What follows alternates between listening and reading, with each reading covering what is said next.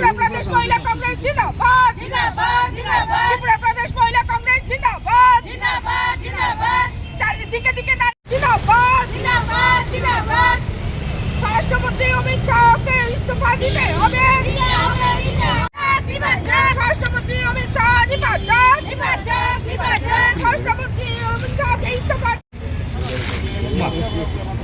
বন্দে মাতরম वंदे मातरम স্বরাষ্ট্রমন্ত্রী জবাব চাই জবাব দাও जवाब चाहिए জবাব জমায় দিতে হবে ত্রিপুরা প্রদেশ কংগ্রেস জিন্দাবাদ ত্রিপুরা প্রদেশ মহিলা কংগ্রেস জিন্দাবাদ।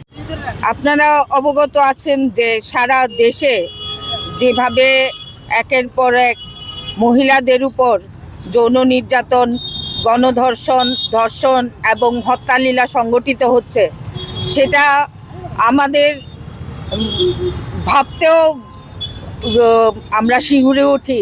যেভাবে নাবালিগ বাচ্চা থেকে শুরু করে এবং 70-80 বছরের মহিলারাও পর্যন্ত এর থেকে পরিত্রাণ পাচ্ছে না। তো আজকে বিগত দিনে পরপর কতগুলি ঘটনা যে ঘটে গেছে, সেটা মূলত কোত্থেকে শুরু হয়েছে। আজকে আপনারা দেখেছেন বিলকিস বানুর হত্যাকারীদের রেহাই করে তাদের ফুলমালা পরিয়ে যেভাবে সম্বোধন করা হয়েছে, তাতে করে যে অপরাধীরা তাদের উৎসাহিত করা হচ্ছে।